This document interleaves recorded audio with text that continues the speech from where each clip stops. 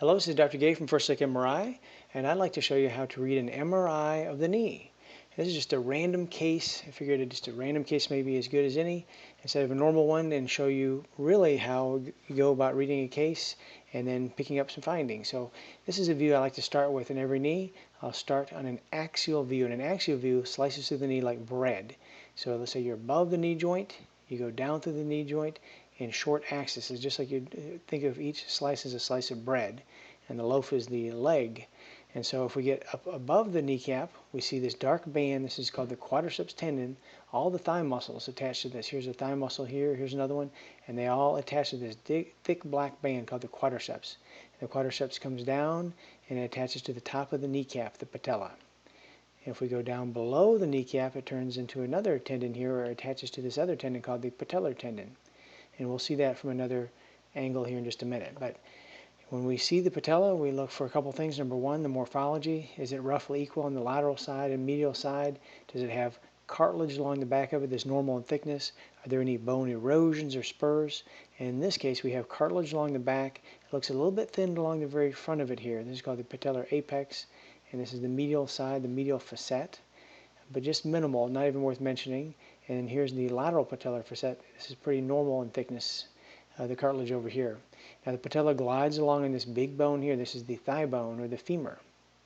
And the femur has cartilage on it too. This is the articular surface of the femur. This is called the trochlea. And it makes a little V. And normally patients have a fairly deep V, and the patella sits nicely in there. This patient has a relatively shallow V. We call that a shallow trochlear sulcus. But the alignment is normal. That's right where it should be. And if we look along the medial side, there's a little band over here. This is called the medial patellar retinaculum, and we have another one over here. This is the lateral retinaculum. And this keeps the patella straight. It doesn't pull too far one way or the other. And when I'm done with the patellar, this view to look at the patella, I switch over to a side view. This is called a sagittal view.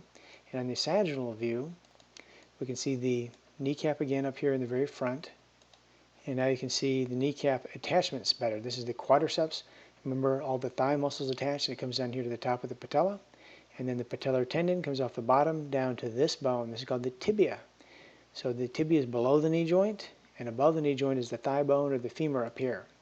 And now you can see that articular surface. The back of the patella glides along the front of the femur here. This is called the patellofemoral joint, or the anterior compartment. And a couple other things to look for in the front. There's a little fat pad up here that can get inflamed, and some other findings, but they're pretty rare findings.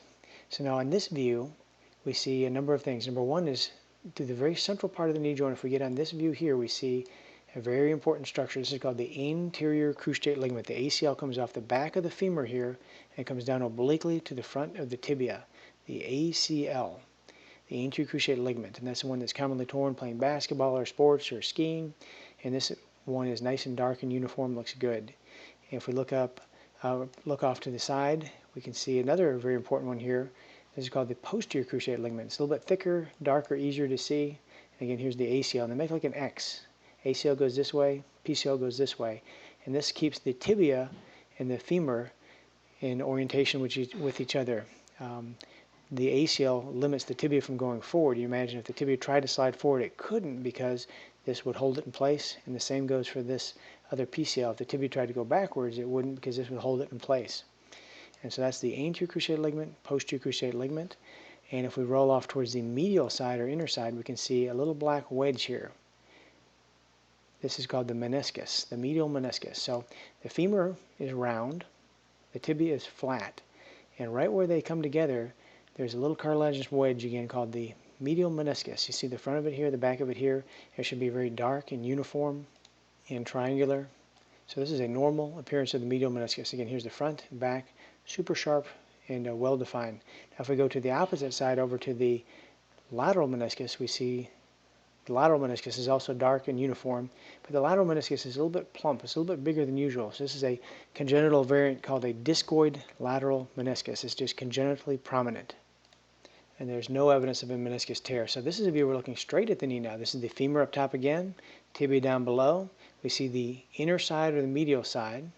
We see the outer side or lateral side here. And we can see both menisci now at the same time. This is that medial meniscus, a nice little dark wedge that fits between the rounded femur, flat tibia. And then here's the outside, the lateral side, rounded femur, the lateral tibia, and we can see here how there's a difference in size. Usually the medial meniscus is the same size or bigger than the lateral meniscus, but the lateral meniscus, look how much bigger it is than the medial meniscus, and that's because there's a discoid meniscus. It's just unusually prominent, congenitally prominent, and we see that all the time. Incidentally, rarely it can be associated with some abnormal signals. Sometimes they can be more prone to have a tear, but this one looks normal. And just one more view here, you can see that medial meniscus and that larger discoid lateral meniscus. The anterior cruciate ligament is right here in the middle of the knee joint. The posterior cruciate ligament is here. These are the central stabilizers. Remember, they keep the tibia from going too far forward or backwards. And now there are some other ligaments over here. This is the medial collateral ligament. It comes off the medial femur here down to the medial tibia, and that holds the knee joint really tight on the medial side there. Another view is the same thing. You can see that nice medial collateral ligament. It's usually very well defined and dark. And on the opposite side, there's a complex of ligaments. And the lateral, we call it the lateral collateral ligament complex, several components, and that is also intact. Now, anybody who's interested, the components of the lateral complex, this one here is a muscle coming down. This is the biceps muscle, and it comes down, down, down, and it turns into a tendon, and it attaches here to the fibular head, and that tendon also joins with another tendon here. This is called the fibular collateral ligament. It comes off the femur here, and then it joins with the biceps muscle, and then the biceps becomes a tendon, and where they come together and form one common tendon, that's called the conjoined tendon. So here's the conjoined tendon, and here's these two components that go up here, biceps muscle / tendon, and there's that fibular collateral ligament. And again, these ligaments look perfectly normal. And so you may be wondering, so what is wrong with this patient? So this patient happens to have a rare injury. I almost never see this, but this is a tear of a calf muscle and tendon. So some of the calf muscles, you have a medial and lateral gastrocnemius muscles, some of the big calf muscles.